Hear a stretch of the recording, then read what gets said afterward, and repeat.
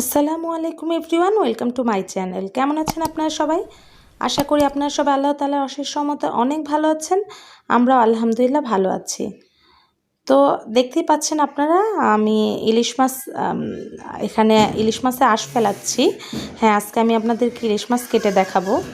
আমরা তো মাছ সবাই কাটতে পারি, তবে আজকে আমার এই ভিডিওটার মূল উদ্দেশ্য হচ্ছে নতুন রাঁধুনি এবং গৃহিণীদের জন্য, যারা এখনও শিখছেন কীভাবে মাছ কাটতে হয় তাদের জন্যই। তো ভিডিও শুরু করার প্রথমে বলে নিতে চাই, যারা এখনও আমার চ্যানেলটি সাবস্ক্রাইব করেননি প্লিজ আমার চ্যানেলটি সাবস্ক্রাইব করে পাশে থাকা ছোট্ট বেল আইকনটি ক্লিক করে দেবেন। আর যারা সবসময়ের মতো এখন পর্যন্ত আমাকে অনেক সাপোর্ট করে যাচ্ছেন তাদেরকে তো জানাই অসংখ্য ধন্যবাদ।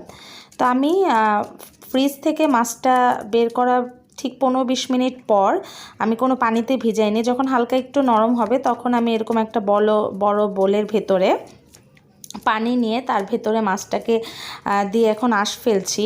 বড় বোলের ভেতরে পানি নেওয়ার কারণ হচ্ছে এতে করে আঁশটা চারপাশে ছিটে ওঠার চান্স নেই এবং লাস্টে বোলের নিচে থাকলে খুব সহজেই সেটা ফেলে দেওয়া যায়। তো এই যে আমি খুব সুন্দরভাবে মাছের আঁশ ফেলে নিয়েছি।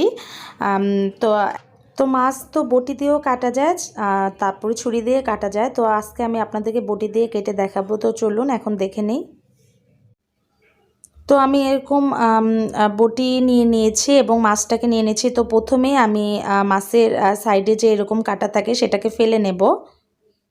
তো ইলিশ মাছের এই কাঁটাগুলো কিন্তু একটু নরমই থাকে এবং খুব সহজেই কিন্তু ফেলে নেওয়া যায়। আর মাথার দিকেও দুই সাইডে এরকম দুটো বড় বড় কাঁটা থাকে, তো সেগুলোও ফেলে দেব।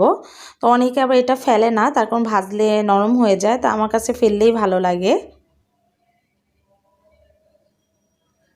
তো এরপর আমি মাথার দিক থেকে ঠিক 1 আঙ্গুল পরিমাণ বাদ দিয়ে এখন মাথাটা কেটে নেব এবং পেটের দিক থেকে আপনারা ভিডিও দেখে বুঝে নেবেন। আমি আশা করি পেটের দিক থেকে খুব আলতোভাবে এভাবে করে কেটে নেব।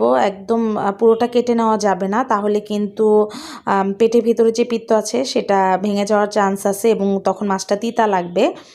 তো আমার মাছের ভিতরে দিকটা একটু হলুদ হয়ে আছে, তারপর এটা কিন্তু পিত্তটা ভেঙে যায়নি, এটা ফ্রিজে ছিল তাই এমনি এরকম হয়ে আছে। তো এবার আমি পেটের ভেতর থেকে এভাবে আস্তে করে টান দিয়ে পেটের ভেতরের যে ময়লাগুলো সেগুলো বের করে নিলাম। আর মাছের লাস্টের দিকে একটা নাভি আছে, ঠিক নাভি বরাবর আমি এরকম কেটে নেব।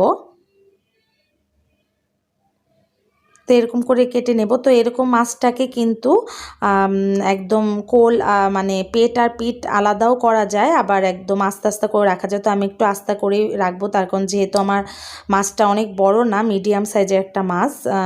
তো আমি এরকম আঙ্গুলের ঠিক মাথায় যে দাগটা আছে ঠিক ওই পরিমাণ করে কেটে নেব। এটাই হচ্ছে একদম পারফেক্ট একটা সাইজ, খুব মোটাও না বা চিকনও না।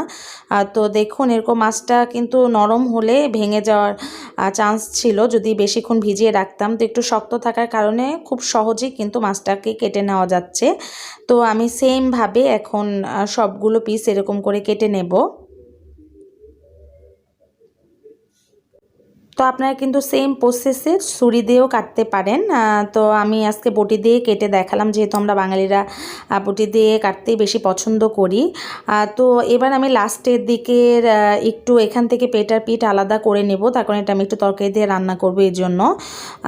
তো এরকম করে আমি এখন পেটটাকে আলাদা করে নিলাম এবং সেই পিঠের পিসটাকে আমি এরকম 2 পিস করে নিলাম।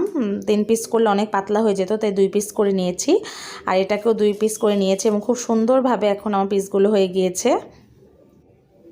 তো সবগুলো মাছের পিস এভাবে করে কেটে নেওয়ার পরে এবার আমি মাথাটা কেটে নেব। তো মাথার ভিতরে যে অংশ আছে সেটা আমি বের করে নিলাম এবং মাথার সাথে যে কান থাকে সে কান দুটোকে আমি এখন আলাদা করে নিচ্ছি। তো এভাবে করে আস্তে করে আলাদা করে নেওয়া যায় এবং মাথাটা 2 ভাগ করেও নেওয়া যায়, অনেকভাবে মাথা কাটা যায়। তো এভাবে করে আমার ভালো লাগে। তো আমি এখন চোখটা ফেলে দিচ্ছি। আর এরকম একটা পাতলা আবরণ থাকে কানের সাথে, সেটাও আমি ফেলে দিচ্ছি। তা আপনার ভিডিও দেখে বুঝে নেবেন, আমি যথেষ্ট কাছ থেকে দেখানোর চেষ্টা করেছি। আর মাথাটাকে এরকম এখন কেটে নিলাম, আর একটা যে ফুল থাকে সেটা আমি ফেলে দিলাম। আর এই অংশটা অনেকে মাঝখান থেকে চিড়ে না, কিন্তু চিড়ে নিলে দেখেন ভিতরে কি পরিমাণ ময়লা আর রক্ত থাকে, তো সেটাও আমি ফেলে দিলাম। তো অনেকে আবার ফুলটা খায়, তারা পরিষ্কার করে নিতে পারেন, আমি খাই না যেহেতু আমি নিইনি। আর মাথার দিকে আমি এরকম একটু চিড়ে নিলাম, তারপর মাথার কাছে মাছটার ভেতরে না হলে মশলা ঢোকে না ঠিক মতো, এই জন্য। আর আমি লেজের দিকটা যেহেতু অনেক বড় হয়ে গিয়েছে, তো এখান থেকে আমি একটা পিস বের করে নেব। আর লেজটাকে খুব সুন্দরভাবে লেজ শেপ করার জন্য আমি এভাবে করে কেটে নিচ্ছি। তো এভাবে করে কেটে নেবার পর আমি লেজের দিক থেকে এরকম একটা টুকরা বের করে নিলাম। তো এরকম ছোট টুকরা দিয়ে কিন্তু আবার তরকারি রান্না করে খাওয়া যায়। তো এরকম লেজটাকেও আমি একটু চিড়ে দিলাম, তাহলে লেজের ভেতরেও মশলা ঢুকবে সুন্দরভাবে। তো তারপর হচ্ছে আমি যে কলিজা থাকে মাছের ভেতরে, তো এটা অনেকে খায় না, অনেকে খায়, আমি খাই, তাই আমি একটু পরিষ্কার করে আপনাদেরকে দেখাচ্ছি। তো এই যে উপর থেকে কিন্তু আমি বৃত্তটা ফেলে দিয়েছি, আপনাদের দেখাইনি। তো ওটা আমি আস্তে করে তুলে ফেলে দিয়েছি, উপর দিকেই থাকে এরকম।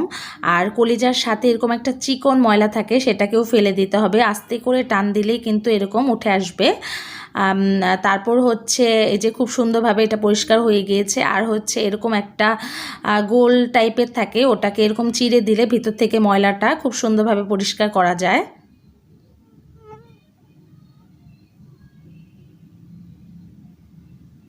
তো এভাবে করে পুরো কলজারটাকে আমি পরিষ্কার করে নিয়েছি। আর এই যে মাছগুলোকে আমি একটু একটা ধোয়া দিয়ে নিয়েছি। তো আমি আপনাদেরকে এখন দেখাচ্ছি, এরকম বড় বড় পিস হয়েছে 4টা, আর বাকিগুলো ছোট টুকরা করেছি। তো আপনারা আপনাদের মন মতো পিস করে নেবেন। তো আমার মাছ কাটা হয়ে গিয়েছে, আপনাদের কেমন লাগলো আমাকে কিন্তু কমেন্টস করে জানাতে ভুলবেন না। ভালো লেগে থাকলে আমার চ্যানেলটি লাইক, কমেন্টস এবং শেয়ার করবেন। তো আজকের মতো এখানে বিদায় নিচ্ছি, আপনারা ভালো থাকবেন, আমাদের জন্য দোয়া করবেন। আল্লাহ হাফেজ।